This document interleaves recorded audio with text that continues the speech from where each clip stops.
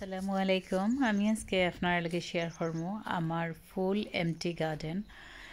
তো অনেক দিন থেকে অনেক ভাই বোনে রিকোয়েস্ট করেন আফা আপনার ফুল গার্ডেনটা একদিনটা শেয়ার করোকা দেখতাম চাই আমরা। তো গাছগাছালি থাকার কারণে গার্ডেনটা ফুল ওয়াচ করতে পারতাম না, কারণ এই সময় শেয়ার করলে অনেকটা জিনিস দেখা যায় না। গাছগাছালির কারণে সবগুলা ডাকিয়ে থাকে গার্ডেনটা। তো আজকে এমটি আমি একটা ভিডিও আপনার লগে শেয়ার করলাম আমার ফুল গার্ডেনটা মাশাআল্লাহ অনেকটা বড় আছে। আর আমি ওরকম বেড করি রাখিলাই, তো বেড করিয়া রাখলে গার্ডেনের মাঝে খুবই সুন্দর ক্লিন করা যায়, গাছটা খুব সহজে ক্লিন করা যায়। আর বেডের মাঝে আমি ফাও দিয়ে ফাড়া মারি না, জুতা দিয়ে ফাড়া মারি না। তো বেডের মাঝে যদি জুতা দিয়ে ফাড়া মারা না হয়, ফাও দিয়ে ফাড়া না মারা হয়, তখন বেডের মাটিটা শক্ত হয় না, হুফা থাকে, মাটিটা সফট থাকে, নরম থাকে। পরবর্তী বছর আবারও আপনারা নেক্সট ইয়ার আবারও সুন্দর করে আপনারা গার্ডেনটা কুইকলি মাটিটা করতে পারবা। তো সহজ হয়ে যায়, গাছটাও ক্লিন করা যায় দুই সাইডের মাঝখান থাকি। তো প্রত্যেকটার মাঝখানেও আমি একটা পাত রাখছি যাতে আঠারোটা করা যায়। আর পাথর মাঝখানেও আমি কাঠকুড়া কিছুটা দিলেরাম, সারা বেডর মাঝে মাঝে আমি কাঠকুড়া দিলেরাম। কাঠকুড়া দিলে খুব সুবিধা, যখন মেঘ ফানি যখন হইব তখন জুতাগুলা পরতো নাই, জুতাগুলা বালা থাকবো, ফেক লাগতো না ফাওয়ার মাঝে। তো এর কারণে আমি সব ফাতের মাঝে কাঠকুড়া দিলাম। এখন দেখতে পারা কতটা গাছ ক্লিন করা হয়েছে, সবগুলা আরও গাছ ক্লিন করা হয়েছে। মাশাআল্লাহ অনেক সুন্দর করা হয়েছে গার্ডেনটা আমার। ফুল একবারে আমি এমটি করে লিয়েছি, সারা একবারে গাছটা ক্লিন করেছি। ইনা একটা গুজবেরির গাছ, আমার গুজবেরি গাছও মাঝেও দিছি। আর মাশাআল্লাহ গুজবেরি ধরছে, 2 বছরে গুজবেরি গাছও গুজবেরি আইছে।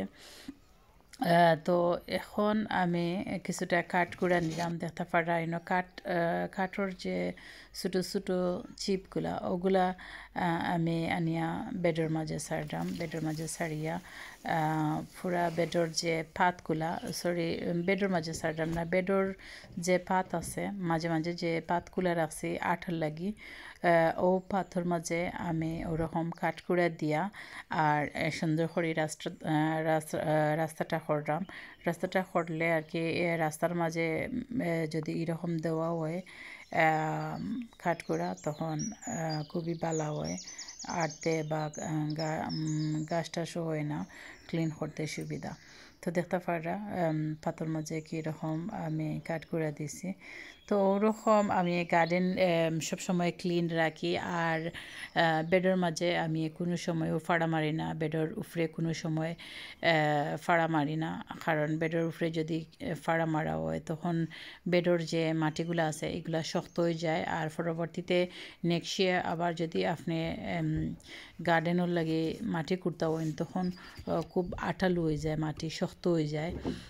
তো শক্ত মাটি হইতো না করি আমি বেডের মাঝে ফাড়া দিই না, নরম মাটি থাকে আমার। আর পরবর্তীতে আবারও রেডি হয়ে যায়। তো এখন দেখতে পারা আমি একটা 90 লিটারের একটা পট নিছি, ড্রাম নিছি। 90 লিটারের ড্রামের মাঝে দিস ইয়ার আমি তুম্বালাউর সারা করতাম। তো তুম্বালাউর সারার লাগি আমি 90 লিটারের একটা পট নিছি। আর পটর নিচে দিলাম আমি কাঠকুড়া।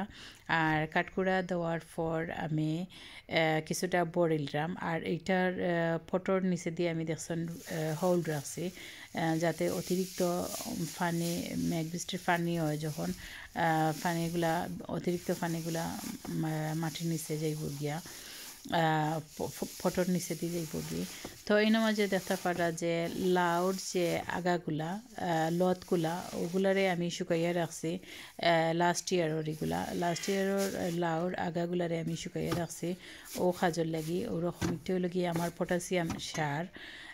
তো পটাশিয়াম সার বানাই, একটা দিয়ে আমি জ্বালাইয়া পটাশিয়াম সার বানাই। আর দেখতে পারছেন যে ড্রামর নিচে দিছি, ড্রামর নিচে দেওয়ার কারণে লগিয়া লতগুলা যখন আমি লাউর গাছটা যখন রইমু তখন রুটগুলা গিয়া লাউর যে রুটগুলা আছে লাউর রুটগুলা গিয়া লতর মাঝে গিয়া বেরবো আর সুন্দর একটা খাদ্য পাইব তো এর মাঝে মিক্স করা মাটি আছে হাফ ওইলগিয়া গার্ডেনের মাটি আর হাফ ওইলগিয়া কম্পোস্ট আর জৈব সার দুইটা এখানে মিক্স করিয়া হাফ হাফ করিয়া 100% করিয়া তারপর মিক্স করছি সবগুলারে মিক্স করিয়া দেখতে পারা আমি 2 বালতি মাটি দিলাম মাটি দেওয়ার পর আবার ফ্রেশ যে জৈব সারটা আবারও আমি একটার মাঝখানে দিয়া রাখমু দিয়া আর পানি দিয়া আর কিছুদিনের লাগি ওরকম 1 সপ্তাহের মতো ওরকম ডাকিয়ে রাখি দিব আর 1 সপ্তাহ পরে বা 2 থেকে 3 দিন পরে আমি আমার লাউ গাছটা নিয়ে ট্রান্সফার করবো তো ফ্রেশ যে